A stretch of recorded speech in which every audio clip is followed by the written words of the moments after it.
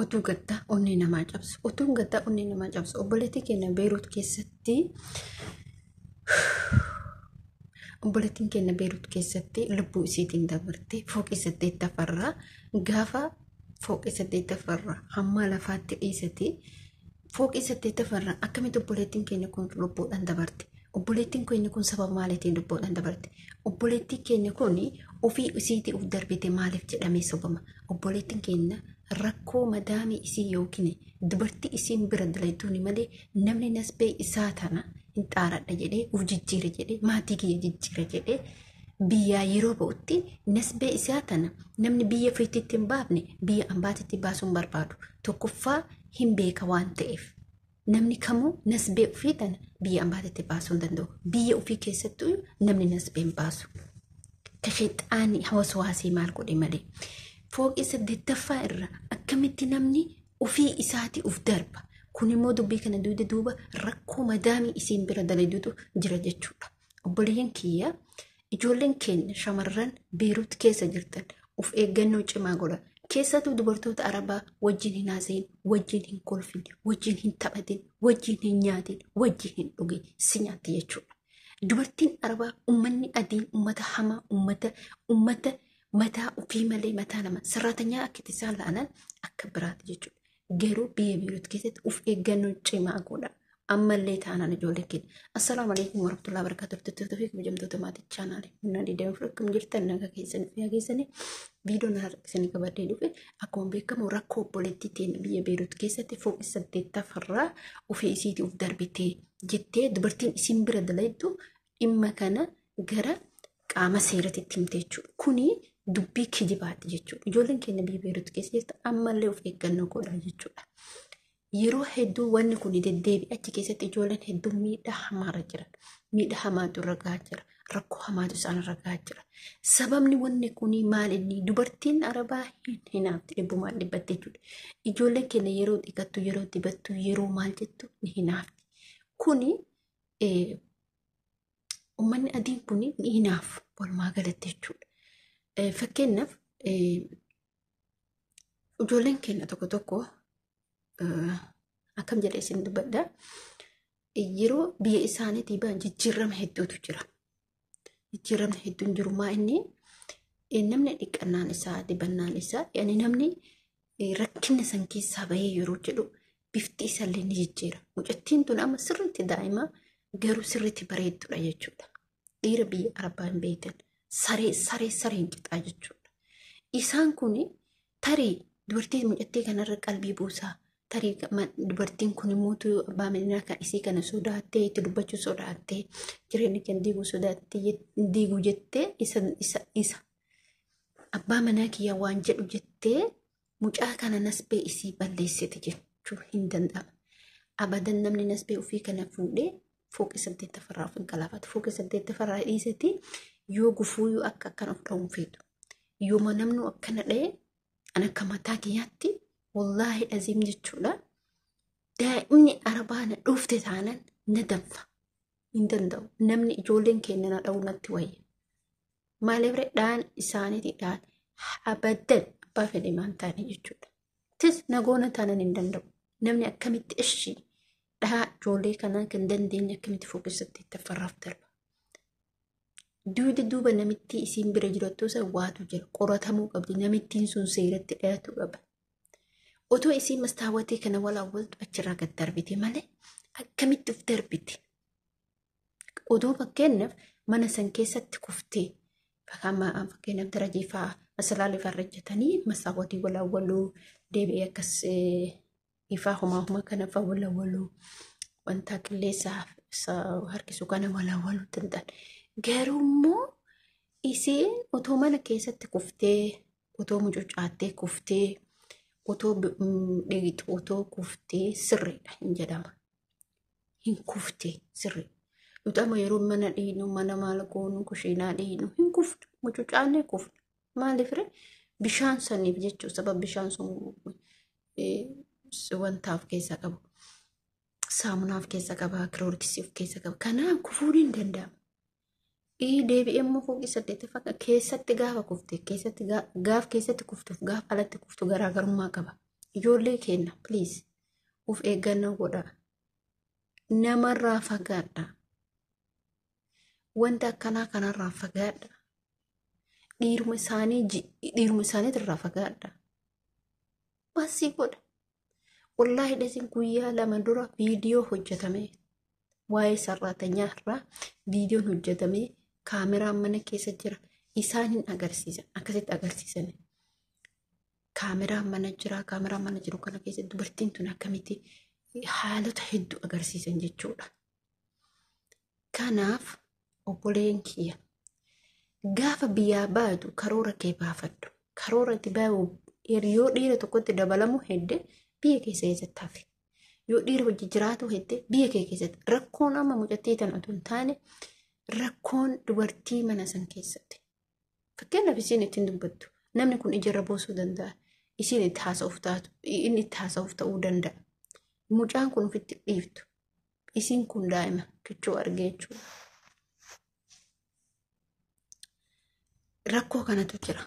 Biyya san keessatti dimokiraasii jedhama malee akka feene jiraanne jedhama malee akka feete jiraachuun nasbee keetirraa ba'uudha jechuudha. Gaaf kabajaan jiraattee, gaaf dalagattee, gaaf nama isaanii jaallaluu dhabdee, gaaf hojii keetiitti fuftee nasbeen keetillee baatu. Mucaa kana duuba waatu jira. Dubartii mana san keessa jirtutu jira. Malee akkatti nasbeen isiin baatu. Gaaf maatii biraa baatu dalagadhaa of jijjiira. Maatii kiyya jijjiireetti.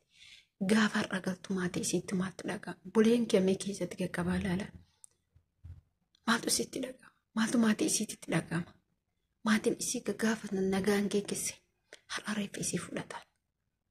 Reeffuma isii sanuu yookaan hin gala yookaan hin galu hin beekamu. Dubbiin garamtee maa jirti jarana. Kaleessa ka Oromoo hidhamee tumamee har'ammootuyyuu isiin kun fooqii 8 darbanii nasbee biyya san keessatti sirriitti ijoolleen keenya miidhamaa jirti. Dhuguma rabbiititti jechuudha. Dhuguma rabbiititti biyya san keessatti ijoolleen keenya sirriitti miidhamaa jirti. Garuu amma qabbanaa'e malee yeroo turaa tokko ijoollee hedduutu miidhamaa ture jechuudha. Maaliif kuni fagaadha namarraa. Miidiyaa isaanii tokkotu jira. Miidiyaa isaanii tokko hin hordofaa ture. Sirriitti hordofaa ture miidiyaa isaanii sana. Ijoolleen keenya dhalanii achitti namatti dabalamanii ani jaaladhee ammaali ta'e jedhanii dubartiin takka maal jetti isinitti fakkaate? Dubartii biyya Itoophiyaa jedhamtu itti fuudhu manna dubartii biyya maalitii? Dubartiin tokko uummanni tokko uummatuma adii kana ta'ee uummanni rakkoo akkuma nuyi kanatti biyyaan baadeemanii biyya kana keessallee hin jiran. Anuu namoota hedduu warra bira dalaguuf warra dalaguu birallee hin jiranii. Libaanus akka na fakkaata. Libaanus ta'itti na fakkaata. Biyyi suni haalli isaan itti namittiin an bira dalaguun maaliif hin fudhanne dubartiin takka yeroodhaaf bira teettee turte jedhuma 2 bira teettee mucattiin kun miskiina maaliif hin fudhatte jennaan inni nuti Libaanus abatan hin barbaannu. Maaliif jennaan inni ummata Libaanus kiristaana fudhaturra ummata Itoophiyaa kiristaana fudhatu wayya jette. Maaliif Itoophiyaan fakkeenyaaf isaan akkuma muslimaatitti awwaalan inni keessatti qaqqabaa laalaa jira kee. Isin amma kiristaan Itoophiyaa akkuma muslimaatitti yaada wanta kana keessa kaa'an malee akkuma muslimaatitti awwaalan miti. Kanaaf Libaanusii kanaaf hin jaalanne uummata ijoollee isaanii kanaaf biran hojjechiifne waan fedhellee ta'u uummata kiristaan Itoophiyaa maratannaa.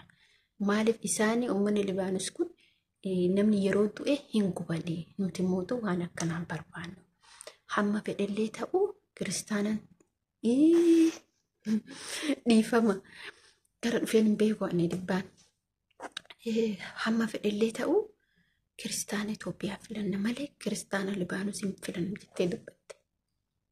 Uummata adiidha. Afaan isaanillee Arabii moo Arabii miti Ingiliffa haasa'u akkas jettee dubbatte jechuudha. Biyya hunda keessa jiran hin dalagan. Saudii dalagan, Beirut dalagan, Joordaan dalagan, Qatar dalagan akkas jettee dubbatte.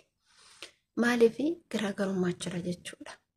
isaan hirreeffa yeroo namni du'e hin guban.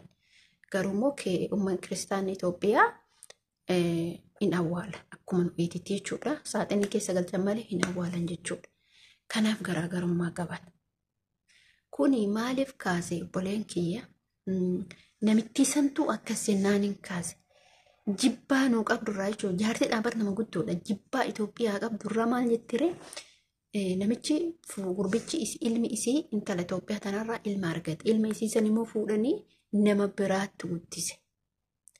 Isiin ilma isii kanaa waliin agarsiiftuu ilma keetii haa taatu bilaa wallaahi bilaa hin barbaadu. Ilaa Itoophiyaa manna hojjettuun Itoophiyaa niiti ilma kiyyaa jechuu manna hojjettuun Libaanos niiti ilma kiyyaa jechuudha jettee filatte. Qabaa keessatti gadi qaba. Namoonni keenya biyya san keessa dimokiraasii jettanii dhiira biyya Arabaatitti hin heerumin. Hamma fedhe maas jaalata. Waan fedhe maasii godha. Booddeen kee kufa jechuudha. Booddeen keenyas beekeetti baya. Kun amma taatee daa'imaa mucaa amma darbite kana duuba isii maaltu jira? Abbaan manaa namitti sanii tarii mucattii kanarra akka ija buusa ergiteetiniin mucattii tana jalaa baafte. Isatti hin dubbadhu jechaa. Yaa ergi isin ta'ini naan taane hin tallituni. Saraatanyaa biraa naa fida. Yookiin immoo biyyatti hin galchitu. Sumuunii takkaan kenninni hanganas beesii baaftu. Maali yoo biyyatti galchite? Maali yoo haadhaaf abbaa isiitti galchite? Maali immoo kanneen irraa baay'ee yookiin gama seeratitti deebi? Kabiraa godha naan taane ani hojiin kee naan taane hojjette maal rakkoo qaba? Kanaaf ijoolleen keenya biyya san keessa jirtan abadan biyyuma kamuu keessa ta'a. Dubartii isaanii wajjin haasoftanii fuudhatti hin kennina. Wallaahi laziim gaafa kana kalas hojii kee hojjetadhu.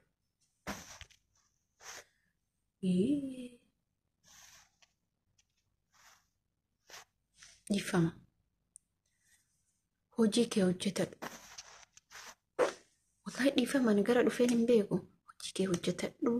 Hojii kee itti fufii. Hojiin kee galman akkasii ga'u taasisi malee olma kaatee nama yoo rakkoon mana san keessa kan jiraatu ta'e dubartiin isa gonkumaa dubartii uummata adii hojjaasa uummanna wallaahi billaahi sitti hafu wayya. Ana akka yaada kiyyaatti sitti hafu wayyaa. Kanaafuu yommuutu jechuun hordoftoota kabajamtoota kiyyaa of eeggan namichoon har'a hedduu. Ani gara dhufeen beeku garanumaa garana taraa deebi'uumattisne astaghfirullah alazim. Kanaaf wanni isin dhaamachuu barbaade hordoftoota kabajamtoota kiyyaa. Namummaa adii jedhame namummaa adii jedhamu biyyuma namummaa adii nama bira tartiin fuula kee ittiin kenne fuula kee cufi kalas maasii godha. Wanni nisii godhuma wanni namni sii godhumaan hojii kee hojjettee bilbila kee. Yoo hojii kee qabaatte hojii kee yoo nama qabaa nama teekistii barreessite qabaatte barreesse saniin achiin immoo yoo warroota laaqeef baasii bu'aa bahee godhan kanatti kalaamannaa itti haasanii jechuu mannaa namatti hafu wayya jechuudha. Uummata kun uummanni adiin uummatas namaaf hin taane. Abadan mana tokko naga jira mana tokko qabbana jira mana tokko guba jira mana tokko hundi waliin qixxaawu hundi jedha akkaan silaalu. Akkati silaalu qaba akkaataa qabu wanna hundu. Kana of eeggannoo cimaa godha. Of eegaa dubartii adirraa of eegaa dhiira adirraa of eegaa. Amma gisee ammaa faayinumaayuu biizinesi kan taatu ati kaffirii taatee jiraattu bilbila hin qabda. Bilbila keetiin hiriyoota ta'e waliin yeroo kee dabarsuu yeroo hojii kee geessite. Sobee immoo namni ijoolleen keenya akka biyyaa ba'an kun daa'imatu biyyaa ba'a otoo yaadan godhatiin otoo yaada tokko hin qabnetti biyyaa ba'an jechuu ijoolleen keenya. Kanaaf obboleettii keenya akka duute biyyoon isitti haa salphattu. Maatii isiitiif firoottan isii rabbiin obsa haa kennu. Rabbiin jabina haa kennu. Haqa isii immoo rabbiin isii haa baasu. Wallaahi dhazii dubbii kijibaati. Dubbiin kijibaa maali gochi isaan irratti raawwatan sunu dubbii kijibaati. Ufuuf darbite jechuun dubbii kijibaati. Kun kijiba jechuudha. Kijiba waan rabbiin jibbe. Kanaaf nuti maal godhuu qabna? Barumsa nuuf ta'a. Ijoolleen biyya san keessa jirtan jabaadhaa. Jabaadhaa of eegaa. Ijoollee hedduutu achirraa socho'ee bara Dubaay seenaa jira. Beeruutirraa gara Dubaay ijoollee hedduutu seena. Sababni maali uummanni biyya sanii kalas namaaf hin ta'u jechuudha. Dubartiin inni naafti. Dubartiin hunduu ni naafti. Wallaahi ni naafti. Ijoollee keessatti keenyatti keessattuu ni naafti. Kanaaf iddoo kana laayik gochuun, share gochuun, sabiskiraayib gochuun Assalamu alaikum warahmatullahi wabarakatuh. Warroonni gaafii qabaattan, warroonni keeka qabaattan, koomentii keessan naa barreessaa isin jechuu barbaada. Nagaa.